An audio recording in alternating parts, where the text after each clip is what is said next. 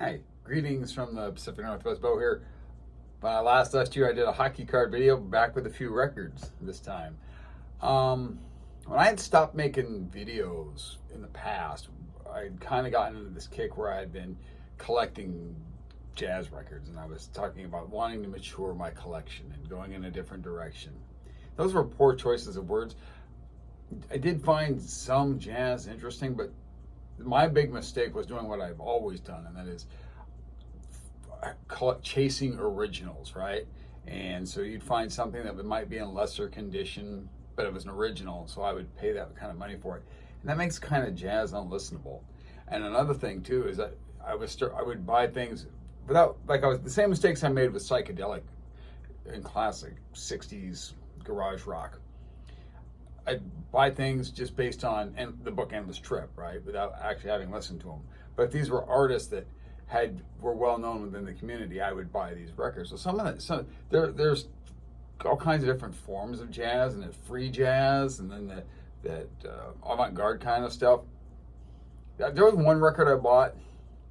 I can't remember who the artist was, but I remember sharing that with my girlfriend, and she goes, "Oh my, that's so not you." I'm like, "No, I know, I hate this. This is terrible." But so I figured out what it is I like about some jazz music, and that is I like the lounge, but I consider like that lounge jazz or easy listening kind of jazz. It's not that I'm becoming mature, but my tastes are just changing. I still have like the Chocolate Watch Band or the 13th Floor Elevators, but I don't play those records a lot anymore. I prefer to listen to music in the evening time when I come home from work that kind of puts me in a different frame of mind. It makes food go down easier. I was talking with my friend Mark about he had, with like dinner kind of music. And that's what this goes with, like preparing meals and eating meals and sitting down. And anyhow, so I did buy some records. Now the first one, is nothing about anything that I was talking about. We're getting a glare here. This is Howard Jones. This is a Dream into Action. It's got, most of his big hits are on this one. And sorry about the glare, you guys. Got records in one hand and this in the other, so we're gonna have to deal with a bit of a glare. This is because, back when I was in high school, before I started listening just to 60s music, artists I was listening to in those days, Howard Jones, I liked In Excess, I liked English Beat, what they became later on, Romantics, that kind of stuff I was still listening to. So Howard Jones, this album's got most of his great songs on it, so I had to pick that up. It was $6 or $7. It was a good deal. So what I've been doing with jazz music is that I've been picking up reissues, clean, nice copies, and it's the stuff that's easier listening on the ear. This was recommended to me. This is by my girlfriend. This is Bill Evans' Undercurrent. Although she was kind of like, you're kind of known for the 60s stuff. I don't know what you're doing this jazz thing for again, because like I just explained, tastes are just changing. And Bill Evans is a fantastic piano player. I picked up a few of his records here of late. I picked this one up too. It says Portrait in Jazz. This one, Undercurrent was the one that was highly recommended, but this is the one I prefer out of the three I got. This is my favorite one. And then lastly, I picked up, this is called The Blues and the Abstract Truth. This is an Impulse reissue. It's got Bill Evans, Roy Haynes, Eric Dolphy, Oliver Nelson, Paul Chambers, and Freddie Hubbard. It's kind of a cool gatefold album. Reissue. Nice clean copy, so it doesn't have the snap, crackle, pop. On jazz records, that stuff's irritating. When you're listening to like a psych or garage record, sometimes even the guitar will drown all that stuff out and you never have to put up with it. Two more I picked up. This is a Blue Note reissue. This is Coltrane, Blue Train. This is actually something that I had an original of at one time and purged it.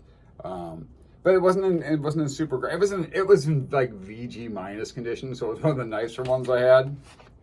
but this is one. So pick this up, and then last but not least, we picked up Miles Davis Kind of Blue. This is another one that I had original. I had an original of, and purged it from my. Sorry that glare, guys. Jeez. Purged it from my collection. I picked it up, got it back here. Rainy Day Records does have an original of this, a 6-eye Columbia, on their Holy Moly Wow, only going for $125. Just to show you, I had the 6-eye Columbia version of this that I got for $7. So it was not super great condition. But anyhow, so just what I picked up record-wise. I work now 3 days a week at the post office that's really close to Rainy Day Records. It's just a couple blocks away. So on Friday paydays, I walk down and I spend a little bit of money. I'll pick up a couple of these at a time, fill out the collection. I did see like some of that old stuff I would have collected. I like they had some of it I still have in my collection. I have a lot, as you guys have seen, and I kind of stopped that genre video I was doing. I guess we were all, including me, we were all losing interest in that. But where was I going with this? Oh, like they've got the Fool, they've got like the Beacon Street Union. Those are all things. Those are all albums I purged from my collection. I'm like, should I get these back? And then I was like, no, come on, you're not gonna play them. What are we doing here? Don't be doing silly stuff like that. And anyhow, that's it. I think the next time I come back, I'm gonna show a video. At one time, and I purchased everything back, but I made a trade, and it was Beatles records, all my Beatles records, for a whole bunch of 1960 Topps graded baseball cards. Here's just one example. Frank Robinson. I think these are BVG graded. This is a 5.5. So I might do my next video. You'd be shocked at the amount of 1960 Topps baseball cards I picked up. The guy I traded with was a friend of mine. I told him it was a bad trade. He didn't care.